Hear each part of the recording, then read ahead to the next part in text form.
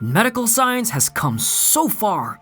A couple of centuries ago, we had no idea about what bacteria was, but now we have a host of medications and procedures to deal with almost any kind of microorganism. Well, all of this is really well and good, but this development did not come without a cost. We had to play with morals and ethics to reach where we are today. Hello and welcome to our channel. Today, we are going to talk about the worst medical experiments done on humans throughout history. It's some pretty dark stuff, so I hope you guys have the stomach for it. Let's begin. Tuskegee Studies. The now infamous Tuskegee study of untreated syphilis in the male was initiated in 1932 by the U.S. Public Health Service and the Tuskegee Institute.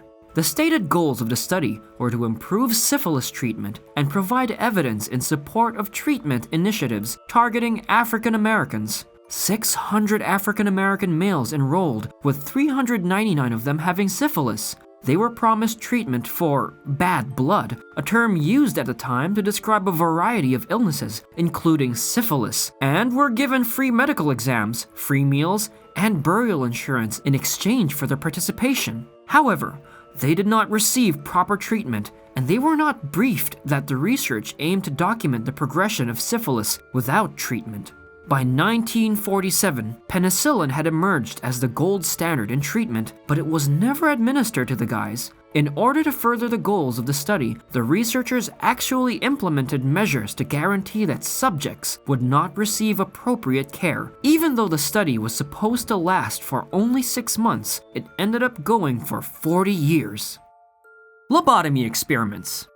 The Portuguese neurologist Egas Moniz received a Nobel Prize in 1949 for developing the lobotomy, a surgical procedure that involved drilling holes in the patient's skull and introducing a sharp instrument to destroy tissue in the frontal lobes as a cure for mental disorders.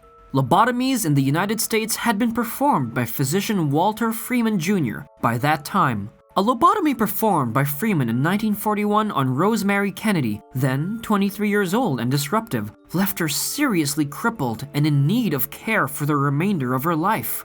Later, Freeman developed transorbital lobotomy, in which an ice pick is slid past the eyeball, inserted behind the ear, and switched back and forth in the brain. When Freeman was at the height of his career in the 1950s, he drove a station wagon he called the Lobotomobile across the United States and Canada, where he would perform as many as 25 transorbital lobotomies a day on patients in mental hospitals, often after putting them to sleep with electroshock therapy. On the same day, he operated on 3 patients. All 3 of them passed away at an Iowa hospital. Still, Freeman continued doing lobotomies, possibly as many as 5,000 in total, until 1967, when one of his patients died of brain hemorrhage. Freeman maintained until the day he died in 1972 that the lobotomies benefited the vast majority of his patients. Freeman's criterion of success is that the patients were no longer upset.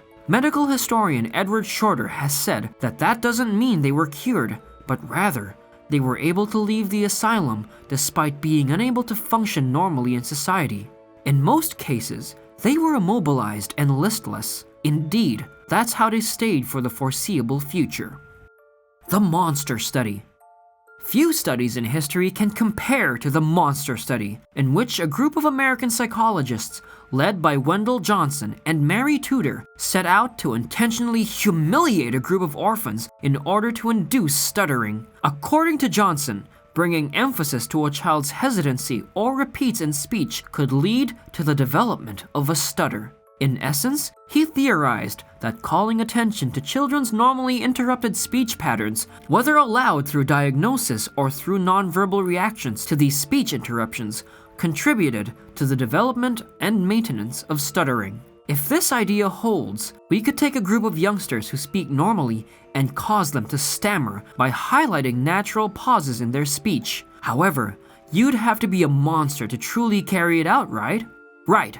Nothing in the past suggests that it wouldn't have happened anyhow. Children at the Ohio Soldiers and Sailors Orphans Home were interviewed by the researchers, who informed them that they were stuttering and should not talk unless they were certain of their speech. the unfavorable control group experienced psychological consequences, with some participants developing lifelong speech impairments as a result of this brutal and gruesome experiment. Japanese Unit 731. The Japanese Imperial Army used citizens as test subjects for medical experiments and biological warfare throughout the 1930s and 1940s, mostly in China. It is unknown how many people died as a result of their harsh trials, which were overseen by Unit 731's chief surgeon, General Shiro Ishii. According to a 1995 New York Times story, historian Sheldon H. Harris estimated that number at 200,000. Many different diseases were investigated for their potential military application. The report was written by Dr. Robert K.D. Peterson for Montana State University. Some of the diseases mentioned were the plague, anthrax, dysentery, typhoid, paratyphoid, and cholera. Opens in UTAB. Fleas infected with the plague were released into Chinese cities. Cholera and typhoid were released into wells, and other atrocities were committed. Peterson claims that the fleas were dropped in clay bombs from a height of 200 to 300 meters with no sign of their impact. In order to find the most effective remedy for frostbite, prisoners were marched outside in the cold and then used as experimental subjects. An ex-member of the team has told the media that inmates were given lethal doses of gas and placed in pressure chambers until their eyes popped out and dissected while still awake. To make Japan a Cold War ally, the United States administration helped Japan keep the experiment secret after World War II. Operation Sea Spray. Bacteria called Serratia marcescens are commonly found in both wet and dry environments, and they are well known for their capacity to create brilliant red colors. Because of its brilliant appearance, this microorganism may easily be tracked for scientific purposes. The US military realized its potential in a large-scale biowarfare experiment in 1950. On September 26, 1950, for 6 days, the crew of the US Navy minesweeper ship sprayed the air about 2 miles off the northern California coast with Serratia marcescens. The purpose of Operation Sea Spray was to evaluate how vulnerable a major metropolis like San Francisco might be to a bioweapon attack by terrorists. After collecting samples from 43 different locations in an effort to trace the spread of the bacterium in the days that followed, the military determined that the pandemic had rapidly expanded to the suburbs as well as the city proper. People living there would have breathed in millions of bacterial spores during the experiment.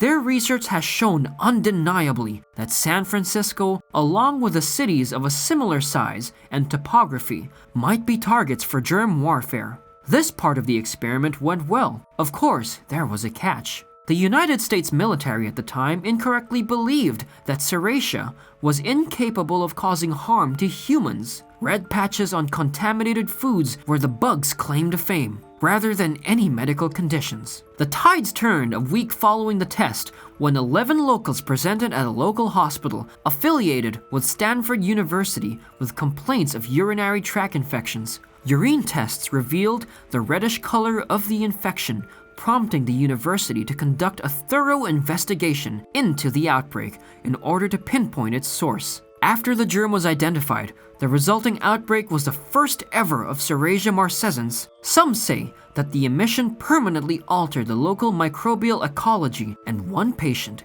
Edward Nevin, who was recovering from prostate surgery, lost his life as a result. Camera. Inmates were used as guinea pigs in a terrible experiment. The goal was to create a toxin that had no discernible smell or taste after death. Unwilling inmates were transported to local Soviet Union's top camera, or the cell laboratory. These inmates were medicated with ricin, mustard gas, digitoxin, curare, cyanide, which they ingested along with their food and drinks. In the end, the secret police were successful in creating their ideal poison, which they codenamed C2, carbolamines choline chloride. The body undergoes noticeable changes as a result of this poison, including weakening and death within 15 minutes. Shockingly, several of the captives were killed off by the researchers' medical savagery. So, that is all the time we had today, folks. I hope you enjoyed this video. Do not forget to subscribe to our channel and hit the bell button to remain updated about our future videos. Till then, see ya!